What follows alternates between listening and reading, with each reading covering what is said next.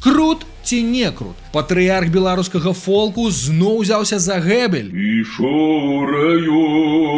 І Іван Кірчук выпусціў новы альбом аж на 40 хвілін. Пасля распуску Троіцы прайшло амаль 3 гады, і ў Мэтра новы гурт «Тры мы», дзе яму дапамагаюць беларускія канадцы.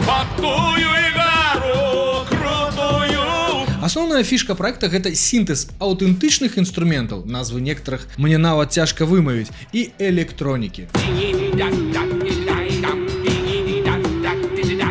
Ці ёсць розніца з Троіцай?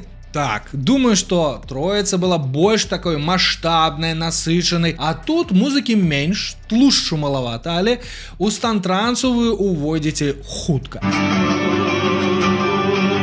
Кірчук зноў выступае, і калі у вас ёсць магчымасць трапіць на яго канцэрт нават у іншым горадзе, не прашчоўкайце. Гэты перформанс, гук і атмасферу вы запомніце на ўсё жыццё.